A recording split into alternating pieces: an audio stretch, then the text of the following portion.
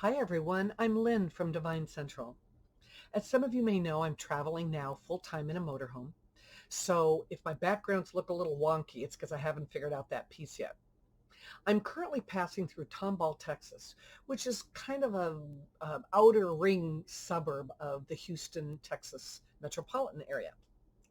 Now, this is the fourth largest metropolitan area in the country, and one would think that with such a large, diverse population, that the mystic arts would be, rather acceptable in this area. Well, I found out otherwise, and trust me when I say, the Bible Belt mentality is alive and well and kicking in the Southeast Texas region. So when I couldn't find a psychic fair here, I decided to set up a tent at a weekly flea market nearby. And I have to admit, I did get some strange, scary looks, which made me think of the question, what do tarot readers do when they're approached by tarot haters? It can be a real challenge if you're not expecting it. And it's tough when you're so passionate about something and you believe in its value. So here are some strategies that you can use or think about for whenever that time comes that you may be accosted by someone who doesn't approve of what you're doing. First, no matter how they come at you, respect their beliefs. Everybody deserves that, including you. And there's no need to argue with somebody or become defensive with somebody about their beliefs. Let them have that if they want. Number two, instead focus on your own beliefs. So it's natural to, again, to want to defend yourself. But it's important to remember that you don't need to convince anybody of the value of tarot. Focus on your own beliefs and practices and let others believe what they will. Third, if they seem more skeptical than downright offended by your presence, and they're willing to get into a conversation with you, there's a possibility that you might be able to educate them on tarot in general and what the benefits are and how it could benefit them. Okay.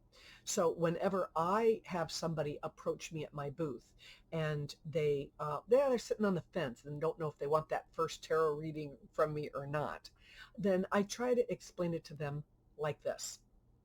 I believe that the spirit guides are all around us all the time. They only want the best for us, and they try to lead us in that direction. They try to steer us away from trouble that they know we're heading for. But it's hard for them to get through to us because we are on a different realm.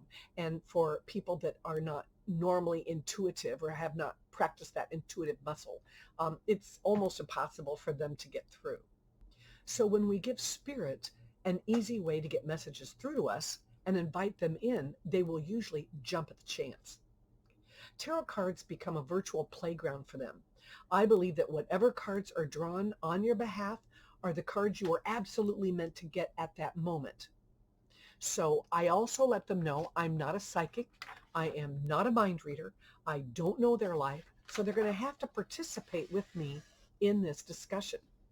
And, it tends to put people at ease when they don't think I'm some kind of a psychic nutcase, right? So my job as a reader is simply to decipher what messages spirit is trying to convey and work together to try to figure that out. Now, by making it sound less scary, I can usually get them to sit at my table. Number four, the next thing to do is to set boundaries. Now, if a naysayer is not open to your efforts to educate them and is dismissive or even argumentative with you, I just think it'll help if you've got some type of a predetermined line that you've drawn in the sand for your own self. Okay. So if you excuse yourself politely from a conversation by saying like, oh, I'm sorry, my next client is here, or excuse me, I have to go to the bathroom. I usually don't feel like I need to give any excuse at all. I will just say, oh, excuse me for a moment. And then I just turn around and walk away. I go sit in somebody else's booth for a few minutes. And then they tend to just walk away. So have a plan in mind is probably what you need to do, because it's at some point in time it's going to happen.